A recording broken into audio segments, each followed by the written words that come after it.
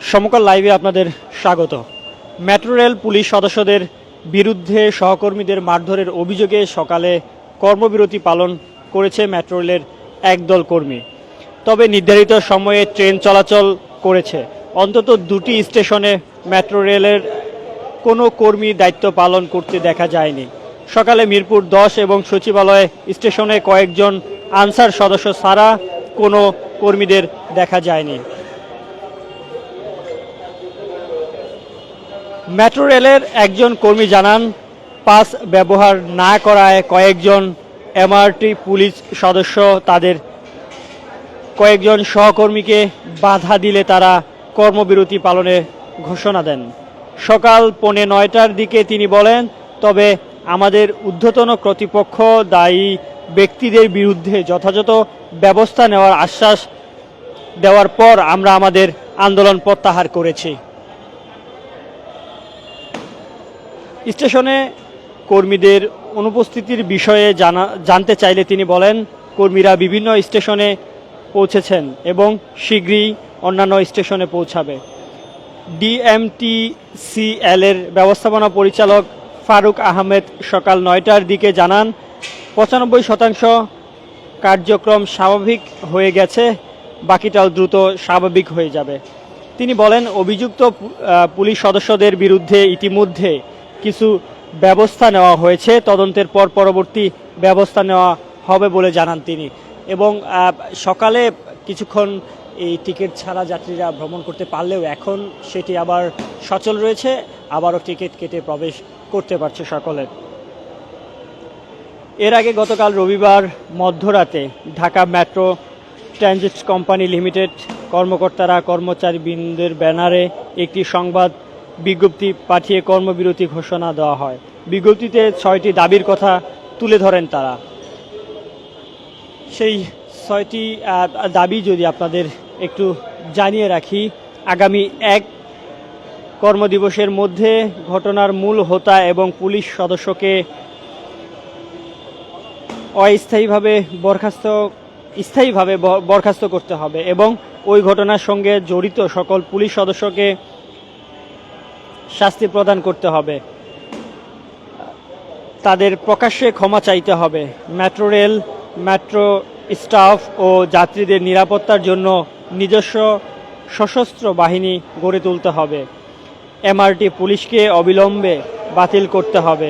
স্টেশনে দায়িত্বরত CRA, TMO, station control সহ অন্যান্য সব কর্মীদের শতভাগ নিরাপত্তা নিশ্চিত করতে হবে। অফিসিয়াল পরিচয়পত্র ছাড়াও অনুমতি ব্যতীত কোনো ব্যক্তি যেন স্টেশনের পেইড জোনে প্রবেশ করতে না পারে তা নিশ্চিত করতে হবে এবং আহত কর্মীর সম্পূর্ণ চিকিৎসার দায়িত্ব কর্তৃপক্ষকে নিশ্চিত করতে হবে।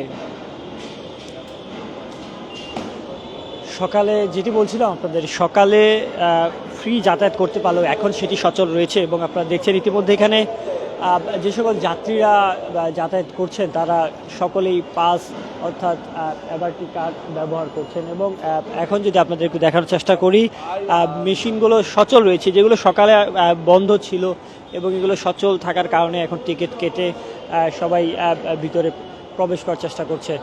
মূলত সকালে কর্মবিরতিতে গিয়েছিলেন মেট্রো রেলে কর্মরত কিছু কর্মচারী এবং কিছু সদস্য, সেখান থেকেই মূলত দুটি স্টেশন থেকে ফ্রি যাতায়াত করতে পেরেছে এবং এখন সেটি আবার সচল করা হয়েছে, যার জন্য সেটি চলছে। আপনাদের যদি আবারও জানিয়ে রাখি, মেট্রো রেলে পুলিশ সদস্যদের বিরুদ্ধে সহকর্মীদের মারধরের অভিযোগে সকালে কর্মবিরতি পালন করেছে মেট্রো রেলের একদল কর্মী। তবে নির্ধারিত সময় ট্রেন চলাচল করছে। অন্তত দুটি স্টেশনে মেট্রো রেলের কোনো কর্মীকে দায়িত্ব পালন করতে দেখা যায়নি সকালে। এবং সকালে মিরপুর 10 এবং সচিবালয় স্টেশনে কয়েকজন আনসার সদস্য ছাড়া কোনো কর্মীকে দেখা যায়নি। মেট্রো রেলের একজন কর্মী জানান, পাস ব্যবহার না করায় কয়েকজন এমআরটি পুলিশ সদস্য তাদের কয়েকজন সহকর্মীকে বাধা দিলে তারা কর্মবিরতি পালনের ঘোষণা দেন। সকাল 9:45-টার দিকে তিনি বলেন, তবে আমাদের ঊর্ধ্বতন কর্তৃপক্ষ দায়ী ব্যক্তিদের বিরুদ্ধে যথাযথ ব্যবস্থা নেওয়ার আশ্বাস দেওয়ার পর আমরা আমাদের আন্দোলন প্রত্যাহার করি, এবং যার জন্য আবারও কর্মস্থানে ফিরে এসেছেন মেট্রো কর্মীরা।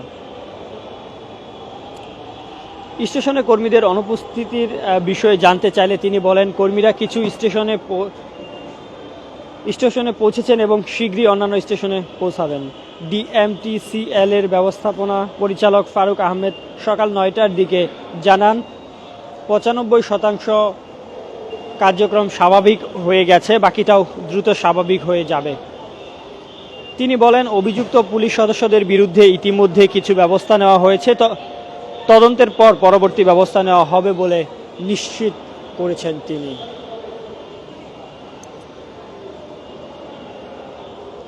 এর আগে গতকাল রবিবার মধ্যরাতে ঢাকা ম্যাস ট্রানজিট কোম্পানি লিমিটেডের কর্মকর্তারা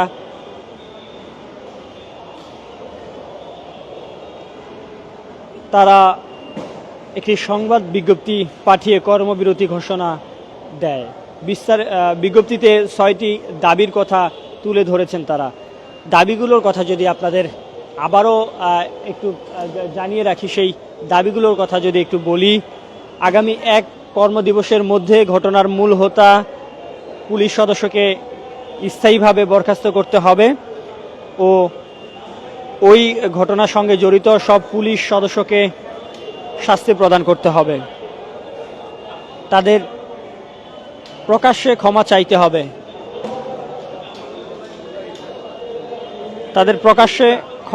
হবে।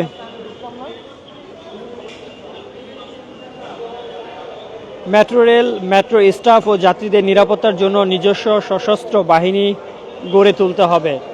এমআরটি পুলিশকে অবিলম্বে বাতিল করতে হবে। স্টেশনে দায়িত্বরত CRATMO, স্টেশন কনস্টেবল সহ অন্যান্য সব কর্মীদের শতভাগ নিরাপত্তা নিশ্চিত করতে হবে। অফিসিয়াল পরিচয়পত্র ছাড়াও অনুমতি ব্যতীত কোনো ব্যক্তি যেন স্টেশনে পেইড জোনে প্রবেশ করতে না পারে তা নিশ্চিত করতে হবে, এবং আহত কর্মীর সম্পূর্ণ চিকিৎসার দায়িত্ব কর্তৃপক্ষকে নিশ্চিত করতে হবে।